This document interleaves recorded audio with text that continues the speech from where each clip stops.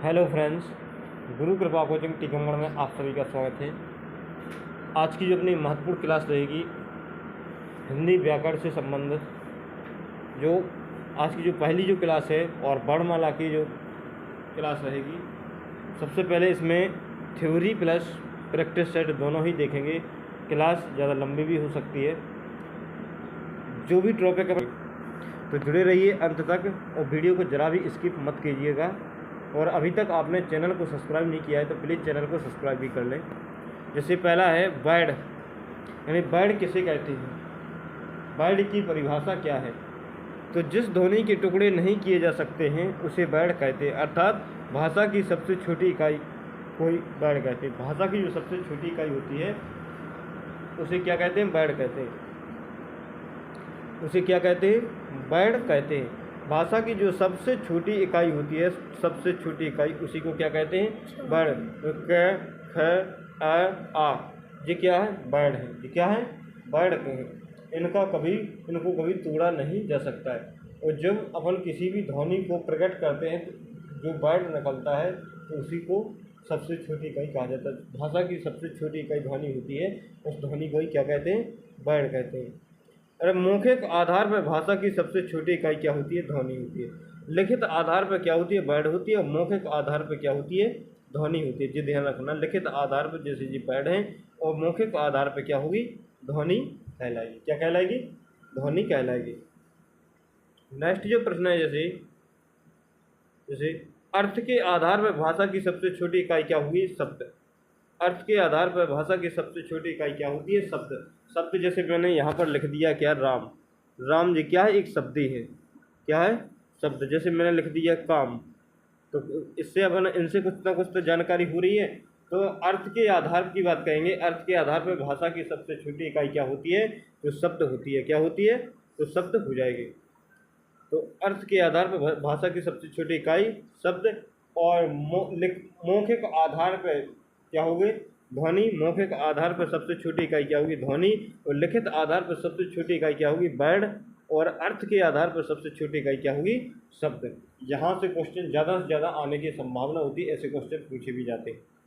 जैसे भाषा की पूर्णता इकाई क्या होती है, भाषा की पूर्णता इकाई जिसमें पूरी बात समझ में आ जाए। जैसे क्या होती है, वाक्य। जैसे मैंने अभी काम लिखा था, मैंने कि काम, तो क्या लिखा था, काम। अब अपन को पता नहीं है कि काम क्या कर रहा है। जैसे मैंने कहा मोहन, जैसे मैंने यहाँ पर लिख दिया मोहन खाना खा रहा है। अब यहाँ पर मोहन खाना खा रहा है, काम तो कर रहा है। कौन सा काम कर रहा है, खाना खाने का काम कर रहा है। किसका काम कर रहा है, खाना खाने का काम कर रहा है। तो भाषा की पूर्णता इकाई क्या होती है, वाक्य होती है। क्या होती है, वाक्य होती है। भाषा की पूर्णता इकाई क्या होती है, वाक्य होती है। जो ध्यान रखना, ये दो तीन शब्द, ये यहाँ से ये दो तीन क्वेश्चन देखो। यदि बात करेंगे लिखित आधार पर सबसे छोटी इकाई तो होती है वर्ड। मौखिक आधार पर सबसे छोटी इकाई क्या होती है, ध्वनि होती है। और यदि अर्थ के आधार पर सबसे छोटी इकाई की बात करेंगे तो क्या होती है, वाक्य। क्या होती है, वाक्य होती है। सॉरी, अर्थ के आधार पर सबसे छोटी इकाई क्या होती है, शब्द। क्या होती है, शब्द। और भाषा की पूर्णता इकाई क्या मानी जाती है, वाक्य मानी जाती है। क्या, भाषा की पूर्णता इकाई वाक्य मानी जाती है। नेक्स्ट जो प्रश्न है, जैसे हिंदी वर्णमाला में वर्ण है। हिंदी वर्णमाला में वर्ण कौन कौन से हैं, तो वर्णमाला किसे कहते हैं। वर्णमाला सबसे पहले तो चाहिए कि वर्णमाला किसे कहते हैं। तो वर्णों या ध्वनियों के क्रमबद्ध समूह को वर्णमाला कहते हैं। या स्पष्ट ये कहते हैं कि वर्णों के व्यवस्थित समूह को क्या कहते हैं, वर्णमाला कहते हैं। जो वर्णों का जो व्यवस्थित समूह होता है, जैसे का वर्ग हो गए तो उनमें क्या क्या क्या आएगा, का खा गा घा या। चा वर्ग हुए चा छा जा झा, का वर्ग हो का खा गा गा ङा। चा वर्ग हुए, चा वर्ग की बात करें चा चा छा जा, चा छा जा, चा छा जा झा या। टा वर्ग की बात करें तो टा ठा डा डा णा। ता वर्ग की बात करें तो ता था दा दा ना। तो ये क्या होगा, ये क्या हो जाएगा, यानी वर्णों या ध्वनियों का क्रमबद्ध समूह या वर्णों का व्यवस्थित समूह। तो वर्णों या ध्वनियों के व्यवस्थित समूह को ही क्या कहते हैं, वर्णमाला कहते हैं। क्या कहते हैं, वर्णमाला कहते हैं। हिंदी में वर्णमाला में कुल कितने वर्ण होते हैं, तो 44 वर्ण होते हैं। हिंदी में वर्णमाला में कुल कितने, 44 वर्ण हैं। कितने वर्ण हैं, 44 वर्ड है। वर्णमाला, हिंदी वर्णमाला में कुल कितने वर्ड हैं पूछा जाएगा तो 44 वर्ड हैं। कितने? 44 वर्ड है। इसके बाद में इन वर्णों को दो भागों में विभाजित करते हैं। कौन कौन से दो वर्ड हैं? दो भागों में। इन वर्णों को दो भागों में विभाजित करते हैं कौन कौन से? पहला तो है कौन सा? स्वर, और दूसरा कौन सा? व्यंजन। इनको दो वर्णों में विभाजित करते हैं, स्वर और किसमें? व्यंजन में विभाजित करते हैं। जैसे यहाँ पर देखिए, स्वर किसे कहते हैं, इसकी संख्या कितनी है? स्वर किसे कहते हैं, इसकी संख्या कितनी है? तो जिन वर्णों का उच्चारण करते समय किसी अन्य ध्वनियों की सहायता नहीं लेते हैं उसे क्या कहते हैं? स्वर कहते हैं। या जिन वर्णों का उच्चारण करते समय स्वतंत्र, या जिन वर्णों को स्वतंत्र रूप से बोला जाता है, या फिर ये बोल सकते हैं जिन वर्णों को उच्चारण करते समय अन्य ध्वनियों की सहायता नहीं ली जाती है उसे क्या कहते हैं? स्वर कहते हैं। अर्थात फेफड़ों से निकलने वाली हवा बिना किसी बाधा या रुकावट से सीधे मुंह के द्वारा बाहर निकलती है उसे क्या कहते हैं? स्वर कहते हैं। क्या कहते हैं? स्वर कहते हैं। नेक्स्ट है, जैसे स्वरों की संख्या कितनी मानी जाती है? स्वरों की संख्या कितनी? 11 है। कितनी है? 11। कौन कौन सा? आ ई उ ऋषि ए ऐ ओ आओ। ये क्या है? ये स्वर हैं। ये क्या है? स्वर है।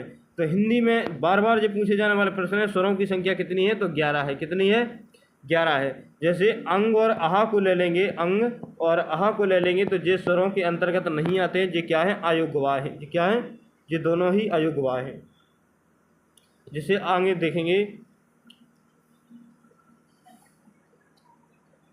स्वरों का विभाजन। मात्रा या काल के आधार पर स्वरों के दो भेद हैं।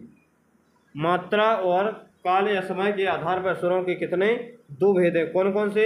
एक तो होता है, वैसे अपन मात्रा या स्वरों के आधार पर स्वरों के यहाँ पर 3 भेद मानेंगे। कितने? 3। एक होता है ह्रस्व स्वर, दूसरा होता है दीर्घ स्वर, तीसरा होता है कौन सा? प्लुप्त स्वर। कौन सा? प्लुप्त स्वर होता है। कौन सा? प्लुप्त स्वर हो जाएगा तीसरा। जैसे ह्रस्व स्वर किसे कहते हैं? जिसमें एक मात्रा काल का, जैसे यहाँ पर देखेंगे ह्रस्व स्वर किसे कहते हैं? जिन स्वरों का उच्चारण करते समय जिन स्वरों का उच्चारण करते समय बोलने में समय कम लगता है उसे ह्रस्व स्वर या लघु स्वर कहते हैं। या फिर जिन स्वरों में एक मात्रा काल का समय लगता है उन्हें क्या बोलते हैं? ह्रस्व स्वर कहते हैं। जैसे कौन कौन से ह्रस्व स्वर हैं? आ ई उ और ऋषि। कौन कौन से हैं? आ ई उ और ऋषि। ये 4 स्वर। यहाँ पर स्वरों की संख्या कितनी है? 4 है। ह्रस्व स्वरों की संख्या कितनी है? 4। कितनी है? 4। ह्रस्व स्वरों की संख्या 4 मानी जाती है। ठीक है। इसके बाद में दीर्घ स्वर की बात कहेंगे। इसके बाद दीर्घ स्वर की बात कहें तो दीर्घ स्वर यानी जिन स्वरों का उच्चारण करते समय बोलने में अधिक समय लगता है उसे गुरु स्वर या दीर्घ स्वर कहते हैं। इनकी संख्या कितनी है? 7 है। कितनी है? 7 है। या फिर स्पष्ट ये कहते हैं कि जिन स्वरों को उच्चारण करते समय 2 मात्रा काल का समय लगता है उन्हें क्या कहते हैं? दीर्घ स्वर कहते हैं। जिन स्वरों का उच्चारण करते समय जिनको 2 मात्रा काल का समय लगता है उन्हें क्या कहते हैं? दीर्घ स्वर कहते हैं। क्या बोलते हैं? दीर्घ स्वर बोलते हैं। दीर्घ स्वर में कौन कौन से वर्ड आ जाते हैं? जैसे आ ई उ ए ऐ ओ, ऑफिस वाला आ। यहाँ पर ऑफिस वाला आ होना चाहिए। जो आ के ऊपर जो चांद लगा होता है ना उसे बोलते हैं ऑफिस वाला आ। जैसे आगे देखेंगे, रचना एवं उत्पत्ति के आधार पर स्वरों के भेद कितने होते हैं? तो रचना या उत्पत्ति के आधार पर स्वरों के 2 भेद होते हैं। कितने होते हैं? 2 भेद होते हैं। पहला तो कौन सा होता है? मूल स्वर, और दूसरा होता है कौन सा? संधि स्वर। मूल स्वरों की संख्या कितनी है? 4 है। कितनी है? 4। और संधि स्वरों की संख्या कितनी है? 7 है। जो मूल स्वर कहलाते हैं, जो अपने ह्रस्व स्वर कहलाते हैं, वही है कौन से? मूल स्वर। और दीर्घ जो संधि स्वर होते हैं, नहीं, यहाँ पर मूल स्वर कौन कौन से होते हैं? मूल स्वर होते हैं जैसे आ ई उ। जितनी आ ई और उ, आ ई और उ। मूल स्वरों की संख्या कितनी है? 3 है। और बाकी मूल स्वरों की संख्या 3 है। अपने स्वर कितने हैं? 11। 11 में से 3 घटा दें, कितने बचेंगे? संधि स्वर बचेंगे। 8 संधि स्वर हैं। कौन है? 8 संधि स्वर। 3 मूल स्वर हैं और 8 संधि स्वर हैं। जैसे दीर्घ आ की बात कहेंगे तो ये क्या? छोटा आ प्लस छोटा आ मिलके क्या बनाते हैं? दीर्घ स्वर बनाते हैं। तो ये कौन सा? संधि स्वर कहलाएगा। क्या? कौन सा? संधि स्वर कहलाएगा। जैसे यहाँ पर देख लो संधि स्वर, मूल स्वर। तो जिन स्वरों की उत्पत्ति किसी अन्य स्वर से नहीं होती है उसे क्या मूल स्वर कहते हैं। इनकी संख्या 4 होती है। हाँ, इसमें एक ऋषि भी है, आ ई उ और ऋषि। इनकी संख्या कितनी? 4 मानी जाती है। कितनी? 4 मानी जाती है।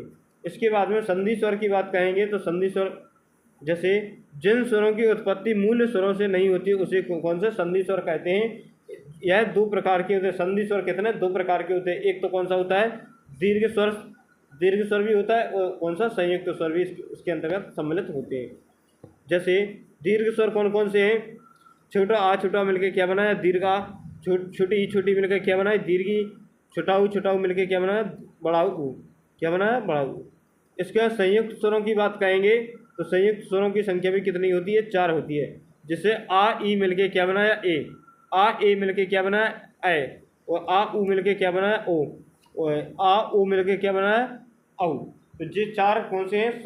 संयुक्त स्वर हैं। कौन से हैं? ये कौन से हैं? संयुक्त स्वर हैं। इसके बाद में नेक्स्ट जो प्रश्न देखेंगे अपन, ओष्ठ के आधार पर स्वरों के कितने 2 भेद होते हैं। कौन से? वृत्ताकार स्वर और अवृत्ताकार स्वर। वृत्ताकार स्वर किसे कहते हैं? जिनको बोलते समय मुख वृत्त के आकार का हो जाता उसे क्या बोलेंगे? वृत्ताकार स्वर कहते हैं। और अवृत्ताकार जिनको बोलते समय स्वर कैसे वृत्ताकार नहीं होते। जैसे वृत्ताकार के अंतर्गत कौन कौन से आ जाते हैं? वृत्ताकार के अंतर्गत आते हैं जैसे आ छोटा ऊ, बड़ा ऊ, ओ, औ, ऑफिस वाला। इनको बोलते समय मुख कैसा होता है? वृत्त के आकार का, यानी गोल होता है। कैसा होता है? गोल। अवृत्ताकार इनको बोलते समय मुख अपना गोल नहीं होता। जैसे आ ई ऋषि ए आय। इनमें क्या किसी प्रकार का बोलते समय मुख क्या वृत्त के आकार का बनता है? नहीं बनता है। तो ये क्या कहलाएंगे? अवृत्ताकार स्वर कहलाएंगे। कौन से? अवृत्ताकार स्वर कहलाएंगे। नेक्स्ट जो प्रश्न है, जैसे जीव के आधार पर स्वरों के कितने 3 भेद होते हैं। कितने? जीव के आधार पर स्वरों के कितने भेद होते हैं? 3 भेद होते हैं। जैसे देखेंगे कौन कौन से। पहला है जैसे अग्रस्वर, जिसमें जीव के आगे वाला भाग काम करता है उसे अग्रस्वर कहते हैं। दूसरा है कौन सा? मध्य स्वर, जिसमें जीव का मध्य भाग काम करता है उसे कौन सा? मध्य स्वर कहते हैं। पश्च स्वर, जिसमें पश्च स्वर कैसे कहते हैं? जिसमें जीव का पीछे वाला भाग काम करता है उसे कौन सा? पश्च स्वर कहते हैं। जैसे अग्रस्वर की बात कहेंगे तो अग्रस्वर में जिसमें जीव के आगे का भाग काम करता है, के आगे का भाग सक्रिय रहता है उसे कौन सा? अग्रभाग कहते हैं। जैसे ई ए आय और ऋषि, ये कौन से? अग्रस्वर हैं। कौन से? अग्रस्वर। इनको बोलते समय जीव का कौन सा? आगे वाला भाग काम करता है। इनको जब भी बोलेंगे इसमें जीव के आगे वाला भाग काम करेगा, इसलिए इनको कौन सा स्वर बोलेंगे? अग्रस्वर कहते हैं। कौन सा? अग्रस्वर कहते हैं। जैसे मध्य स्वर की बात कहेंगे तो मध्य स्वर में जीव के मध्य का भाग सक्रिय रहता है या जीव के मध्य वाला भाग काम करता है उसे कौन सा? मध्य स्वर कहते हैं। जैसे इसमें केवल होता है ह्रस्व आ। कौन सा? केवल आ होता है। आ बोलते समय जीव के मध्य वाला भाग काम करता है। नेक्स्ट जैसे पश्च स्वर। कौन सा है?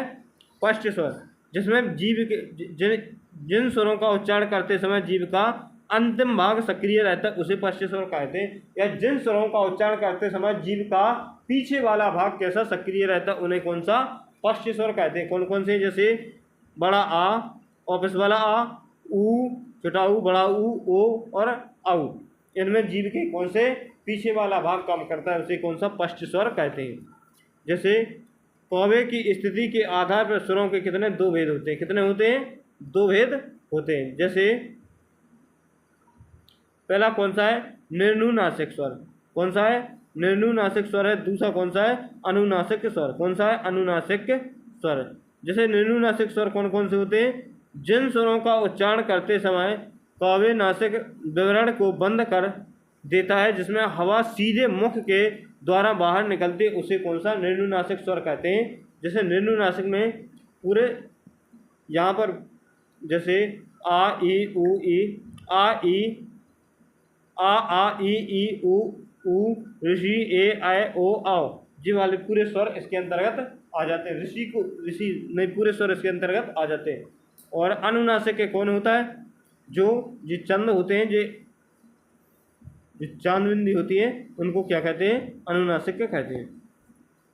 जैसे जी लगाए इन पर सभी पे चांद लगा देंगे तो काम अनुनासिक में पहुंच जाएंगे। आयु गवाह किसे कहते हैं? जो ना तो स्वर होते हैं और ना ही व्यंजन होते हैं, उन्हें क्या कहते हैं? अयोग्य वाक्य कहते हैं। क्या बोलते हैं?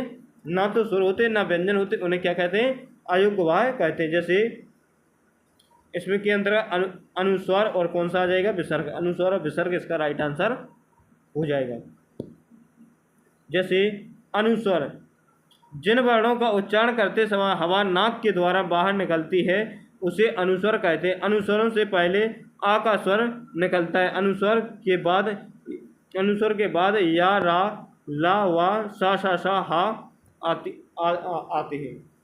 अनुस्वर के बाद की जो ध्वनियाँ होती हैं, या तो रा निकलेगा, रा, ला, वा, सा, रा, ला, वा, और सा हा भी निकल सकता है। नेक्स्ट जो प्रश्न है, जैसे विसर्ग। विसर्ग के किसे कहते हैं? विसर्ग का उच्चारण करते समय हा की ध्वनियाँ निकलती हैं, उसे क्या क्या बोलते हैं? विसर्ग कहते हैं। विसर्ग का अपन उच्चारण करेंगे तो उसमें क्या है कि हा की ध्वनियाँ निकलेंगी, तो हा की ध्वनियाँ निकलेंगी, उसे क्या कहेंगे? विसर्ग कहते हैं।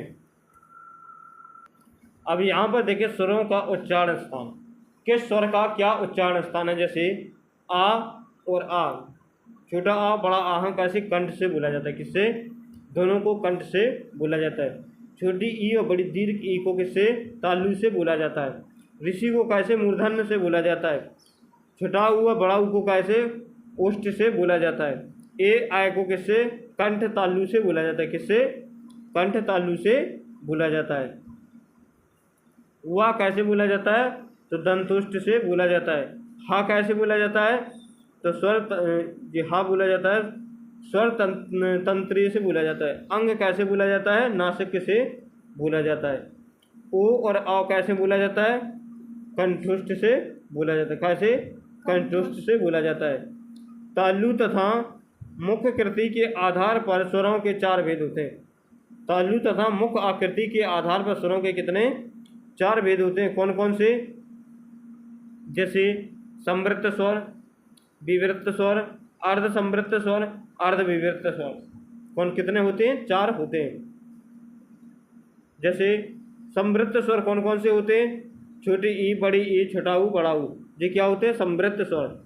संवृत्त यानी जिन स्वरों का उच्चारण करते समय जीवा का अगला भाग अधिक ऊंचाई पर उठता है, उसे क्या? संवृत्त स्वर कहते हैं। जैसे नेक्स्ट देखेंगे अर्ध संवृत्त स्वर। कौन सा? अर्ध संवृत्त स्वर। जिन स्वरों का उच्चारण करते समय जीवा संवृत्त स्वर से कम ऊंचाई पर उठती है, उसे अर्ध संवृत्त स्वर कहते हैं। जैसे ए और ऑफिस वाला आ इसके अंतर्गत आ जाएगा। विवृत्त स्वर। विवृत्त स्वर किसे कहते हैं? तो जिन स्वरों का उच्चारण करते समय मुख संपूर्ण खुल जाता है, उसे विवृत्त स्वर कहते हैं। जैसे आ को बोलेंगे तो मुख कैसा होता है? संपूर्ण खुल जाता है। नेक्स्ट है जैसे अर्ध विवृत्त स्वर। जिन स्वरों का उच्चारण करते समय मुख विवृत्त स्वरों से कम खुलता, उसे अर्ध संवृत्त स्वर कहते हैं। जैसे ऐ, आओ, आ, ऑफिस वाला आ, इसके अंदर कितने? 4 वर्ड आते हैं। अब इसके बाद में अगला है जैसे व्यंजन किसे कहते हैं? तो वे स्वर जो स्वरों की सहायता से बोले जाते हैं, उसे क्या कहते हैं? व्यंजन। जिन स्वरों को यानी जिन वर्णों को स्वरों की सहायता से बोला जाता है, उन्हें क्या कहते हैं? व्यंजन कहते हैं। जैसे का, की, इन्हें किससे?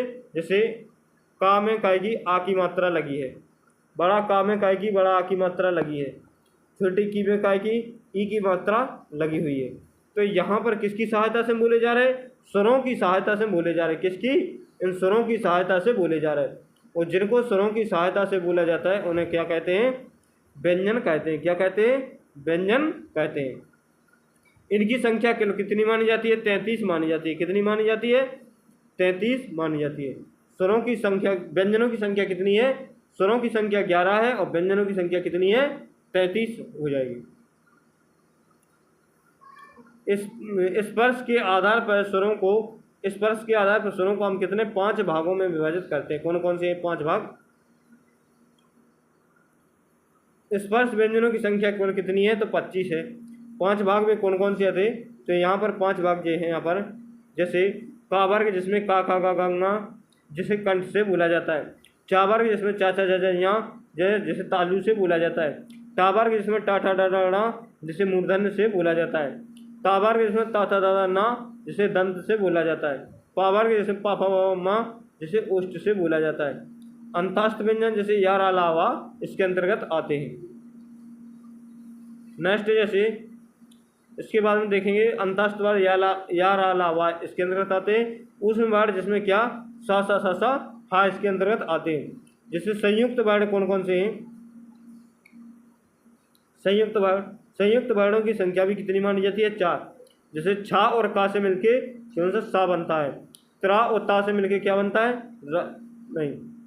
जैसे यहाँ पर देखेंगे का और सा के क्षत्रिय वाला छा कैसे का और सा से मिलके बना होता है। त्रा त्रिशूल का कैसे ता और रा से मिलके बना होता है। ज्ञानी को कैसे जा और यहाँ से मिलके बना होता है। ऋषि कैसे सा और रा से ऋषि मिलके बना होता है।